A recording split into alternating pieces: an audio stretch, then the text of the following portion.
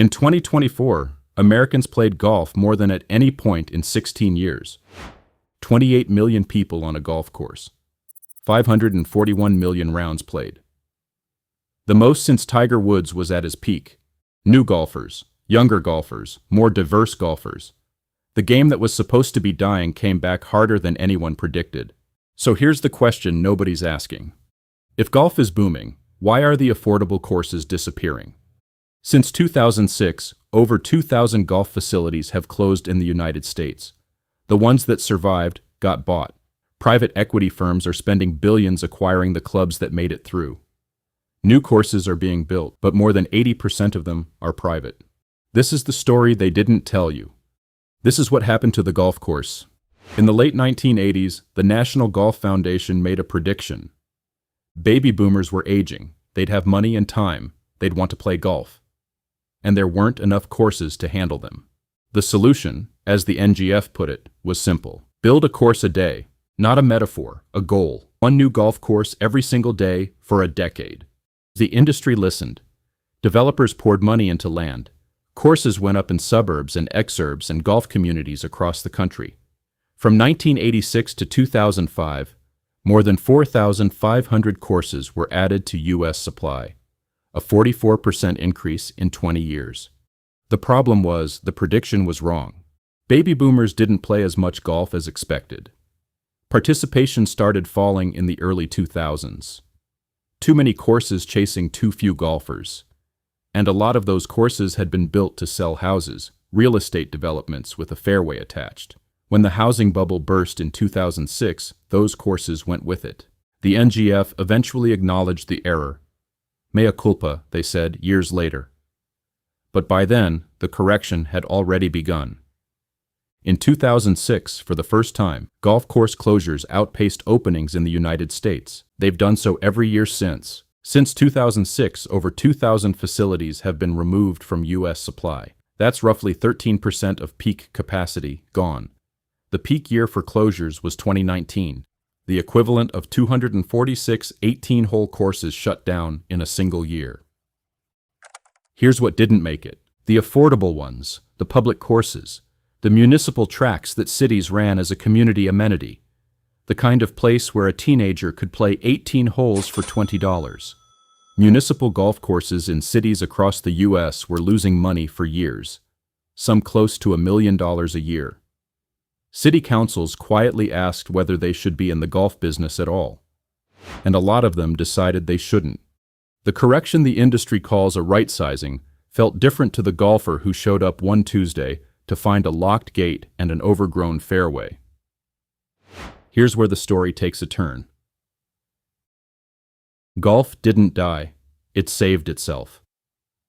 The pandemic arrived in 2020, courses opened while everything else was closed, and millions of people discovered or rediscovered the game. Participation has grown every year since. In 2024, more Americans played traditional golf than at any point since 2008. And private equity noticed. Invited, the largest owner and operator of private clubs in the United States, formerly known as Club Corp, has passed through private equity hands multiple times. KSL Capital Partners bought it in 2006, took it public in 2013. Apollo Global Management took it private again in 2017 for $1.1 billion.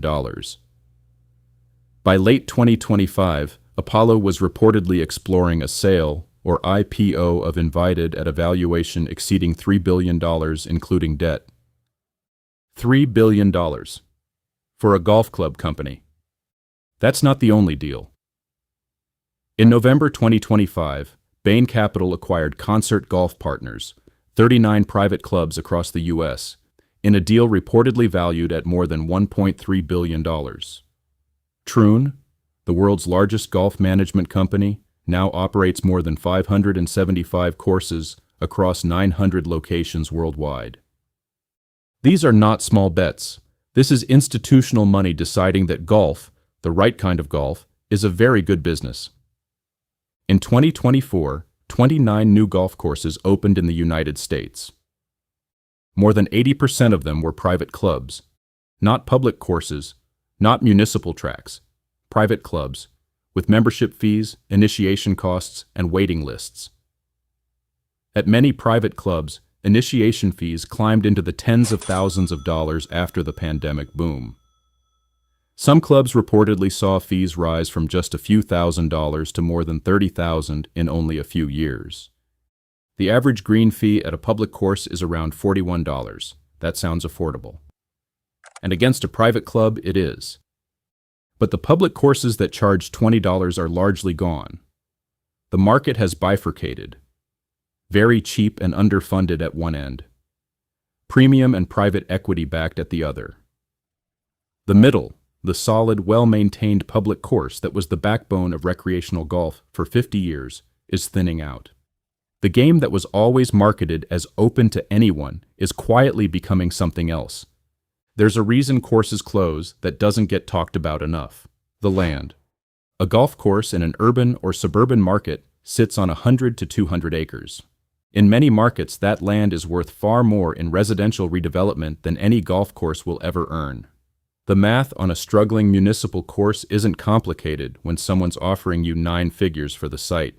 In Las Vegas, in 2025, the City Council approved the sale of Desert Pines Golf Course, a 95-acre municipal course, to make way for a housing development. 1,500 homes, a $500 million project. The course sold for $17.5 million. That gap, between what a golf course earns and what the underlying land is worth, is a pressure that never goes away, and it falls hardest on the public courses in the urban markets where the housing demand is greatest. The private clubs on the edge of town don't have this problem. Their members have capital and lawyers and every incentive to protect the land. The municipal course 3 miles from the city center has none of those things. Here's what I think the real story of the golf course is. The pandemic unexpectedly revived an industry that had been shrinking for years. Not good planning, not smart management, a virus that closed everything else and left fairways open. Millions of people picked up a club because there was nothing else to do, and that rescued hundreds of courses that were heading toward closure. But the version of golf that came out the other side isn't the same one that went in. The courses that closed were disproportionately the affordable public ones. The courses that thrived got consolidated under private equity at billion-dollar valuations.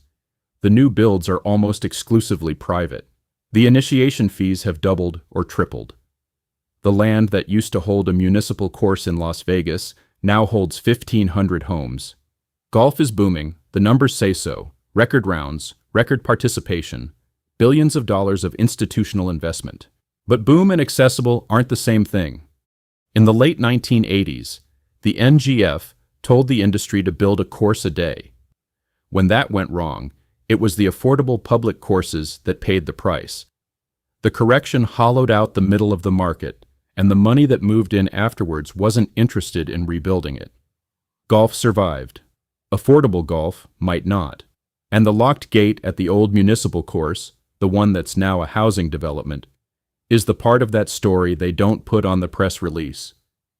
If this is the kind of thing you want more of, subscribe, dig deeper, and come back for more.